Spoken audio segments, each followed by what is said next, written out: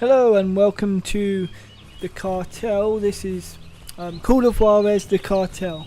If you've played the other ones, you'll probably be very familiar with the controls. Because they're completely messed up. They're nothing like your normal controls.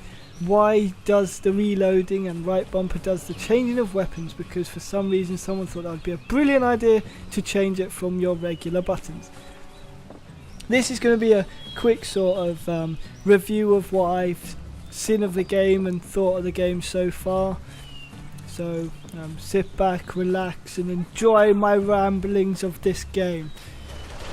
First of all, I think the only good point I've found about the game so far is the fact that these two random pedestrians that follow you around can actually kill things. Not like Call of Duty where they stand around pretending to do stuff. They actually kill people. This guy at the moment has a Master of Obama on his face, which is kind of comical. But I don't see the point in it. There was no backstory saying, oh, this man here should need an Obama mask, just so you can't recognise his face. They haven't spoken really.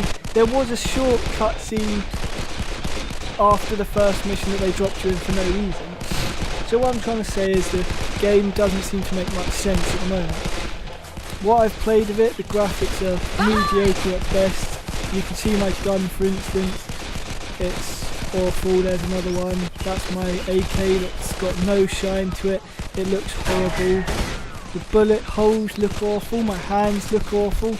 So it's just a mediocre game. If you play the other Call of Juarez games, you'll be familiar with this. Try aiming! There is also driving sections where you drive from the next one area to the next. And it's kind of pointless when they could just go, this is the next mission or next chapter, and you could have skipped the whole driving thing, but it's okay, it works, it's not rubbish, it just seems unnecessary if you ask me. If you're looking for a good game before all the big titles like DCX and God of War and things, no, Gears of War, that, and Call of Duty, if you're waiting for them to come out, I'd say go back a few weeks and get Alice Madness Returns, because that's actually a decent game and fun to play. This so far is just a wooden cardboard cutout, shoot this guy, move on, shoot this guy. All shoot FPSs are pretty much that, but there isn't much more to this game than that. Supposedly there's moral dilemmas and stuff later on, but they're probably going to be very two-dimensional, like Fable, where you go, do you want to be good or bad? Do you want to nick this for you, or do you want to go and be good and not steal it? You can play 3 different characters, so you can play the game. You've guessed it. You can play it 3 times instead of 1. How amazing! I don't think anybody could be bothered to play the same levels 3 times just to get all of the stories. I don't think anyone could be honest. I suppose it's a good thing that it's got replayability, but I don't think anyone could stand playing it. Time to take these motherfuckers out. I'm not going to do a walkthrough of this game because I've already sort of gone, I won't finish it because it's so boring. The story setup is very basic so far. It's just 3 characters that you've not really... Ooh, look, steal this special item. Oh, and you level up, which seems utterly pointless, but you can. But there's... Oh, here we go. What the hell is this? The menus look horrible as well. Oh my goodness. This game has been slated up and down by GameSpot, IGN and people like that. The reviews have been 3 to 5 out of 10 at the moment. Damn, you see that? It's probably worth about a 3.5. It's Someone's nothing up ahead. spectacularly brilliant of any description. It's really standard mediocre game. The graphics aren't anything special. So if you're looking for something better, it's quite easy. There was Alice Madness Returns that came out a few weeks ago. Or if you're more into arcade games, get From Dust, which comes out next week on the 27th.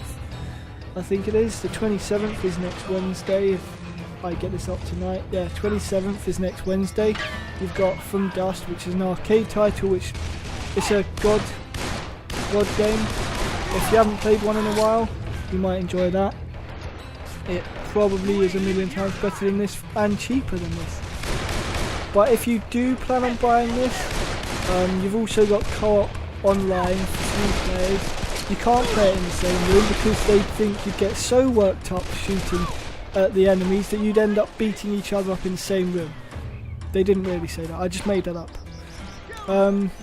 But I can see where they're coming from. They probably didn't want people in the same room playing this, otherwise they go, "Oh my god, you're shooting me in the spine!" And that's not really good to keep friendships going, is it? But if you do get this, I'd say get it from Tesco's Extra or something, because at the moment they're the cheapest around if you're in the UK. If you're in the US, I'm sorry, I have no idea where's your best bet on buying it cheaply. But if you've got it in you to wait until your better games, then definitely miss this one out. It's nothing special by any means. There's nothing going for it, apart from if you've got lots of friends that are willing to buy it, then you can play it with 3 people, which is a very odd number. Usually you go for 2 or 4, not 3. Nice shot, Holmes. So that's a unique thing it's got going for it. 3-player co-op, yeah! We're the most unique game ever for having such an odd number. Apart from that, if you're into playing it 3 times, you can do that. But apart from that, it's got nothing going for it.